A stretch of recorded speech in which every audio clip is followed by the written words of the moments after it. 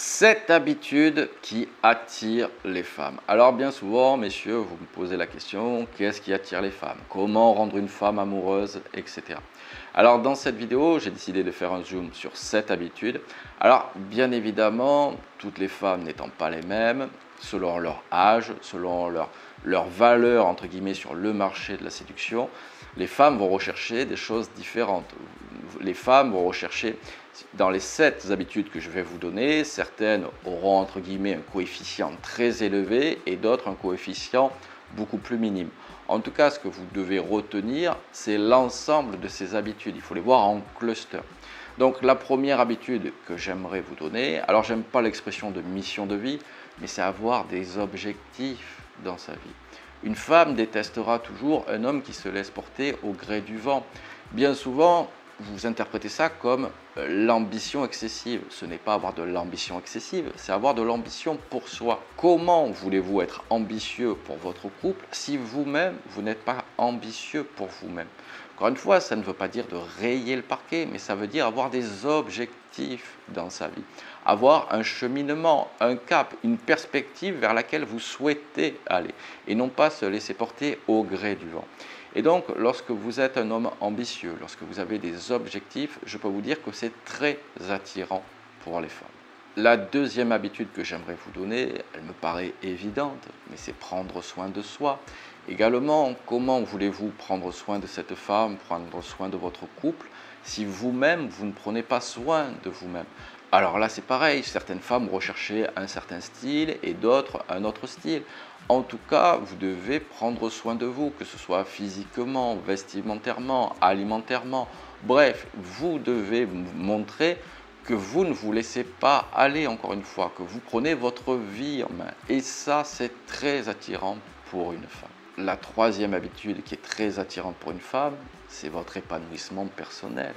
Je vous le dis souvent dans mes vidéos, mais comment voulez-vous être heureux en couple si vous-même, vous n'êtes pas heureux, si vous-même, vous ne dégagez pas une sorte d'aura, une sorte de charisme, que vous soyez rayonnant? Si vous montrez, entre guillemets, aux femmes que vous êtes triste, que vous en avez marre d'être célibataire, que vous êtes, entre guillemets, rejeté par tout le monde, que finalement, vous êtes un peu un Calimero, comment voulez-vous être attirant aux yeux d'une femme? C'est impossible. Les femmes vont rechercher, c'est un petit peu, c'est tout ce qui brille. C'est lorsque vous êtes rayonnant, heureux, vous êtes finalement attirant aux yeux d'une femme. Et vous devez comprendre qu'une femme aura besoin de rentrer dans la vie d'un homme. Et c'est comme ça que vous saurez qu'elle est amoureuse, une fois qu'elle acceptera de rentrer dans votre vie. Mais pour entrer dans votre vie, il faut que vous donniez envie à cette femme d'y rentrer. Si vous pensez que c'est cette femme qui va vous sortir de votre chagrin, de votre misère, de votre incomplétude, entre guillemets, vous faites une grave erreur. Dans le même ordre, ça va être dégager une certaine confiance en soi. Les femmes sont très sensibles à la confiance en soi. Alors une pointe de timidité peut paraître attirant aux yeux de certaines femmes. Il faut bien que vous distinguiez la confiance en soi et la prétention. Mais si honnêtement vous êtes très timide, si honnêtement vous n'avez pas confiance en vous, en tout cas pas suffisamment confiance en vous, vous allez partir avec des freins dans votre séduction. Effectivement, parce que vous ne serez pas joueur, vous ne serez pas fun, vous ne serez pas pétillant. Et vous avez ces qualités-là lorsque vous avez confiance en vous. Et ça, c'est très attirant auprès d'une femme. Parce que vous montrez également que vous avez une certaine expérience avec la gente féminine. Et ça, encore une fois, c'est un petit peu comme une preuve sociale, une preuve de présélection. Que finalement, vous êtes confiant en la présence des femmes. Et ça va vous rendre très attirant. Une autre habitude qui va plaire également aux femmes, c'est savoir faire preuve d'écoute active. Bien souvent, les femmes sont plus bavardes que nous les hommes, et parfois, vous ne faites pas preuve d'écoute active. Une femme aura besoin de se sentir comprise, une femme aura besoin de se sentir écoutée, notamment dans des moments importants.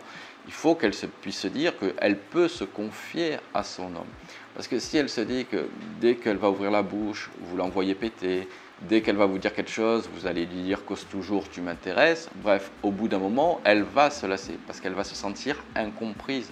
Elle ne va pas se sentir en confiance avec vous dans la discussion. Donc c'est pour ça que vous devez faire preuve d'écoute active.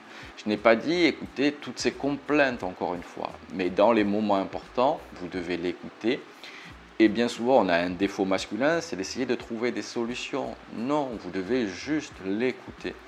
Finalement, quand une femme vous parle, entre guillemets, de ses problèmes, ce n'est pas tellement pour trouver la solution comme nous, les hommes, on peut le faire.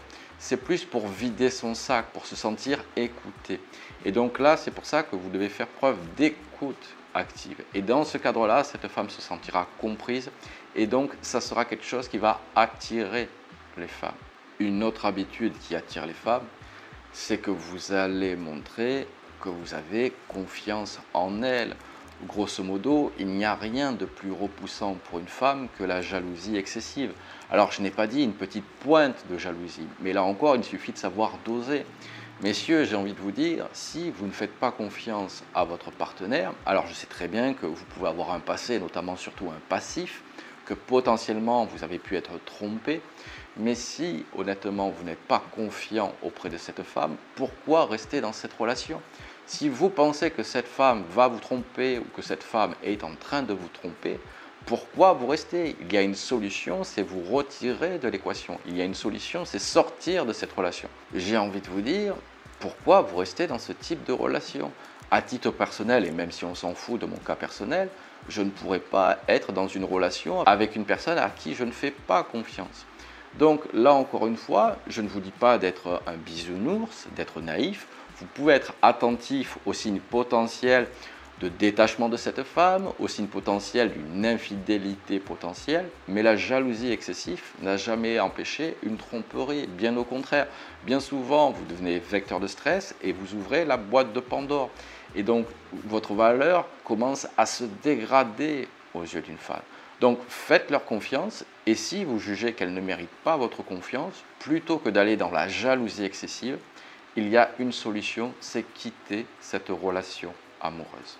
Et enfin, la dernière habitude qui attire les femmes, je vous en parle très souvent, c'est le contrôle émotionnel. C'est avoir son autonomie, son indépendance émotionnelle. Ça ne veut pas dire montrer qu'on s'en fout. Bien souvent, vous avez du mal avec le curseur à doser. Mais il faut que vous ayez votre contrôle émotionnel, que vous ne soyez pas impulsif. Alors, je n'ai pas dit tout le temps. Des fois, on est mal luné, on est fatigué, on est contrarié.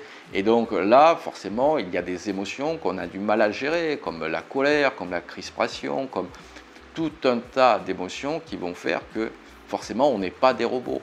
Mais en règle générale, je dirais qu'à hauteur de 80-90% des temps, vous devez montrer que vous avez votre contrôle émotionnel, que vous avez la gestion de vos émotions. Parce que quand c'est vos émotions qui dictent vos actions, ça n'amène rien de bon.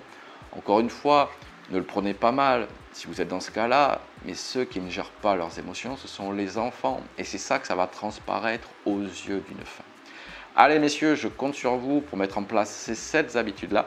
Si vous avez aimé cette vidéo, n'oubliez pas le pouce en l'air qui fait toujours plaisir. Abonnez-vous à ma chaîne, comme ça vous recevrez toutes mes vidéos. Et je vous dis à très bientôt avec James D.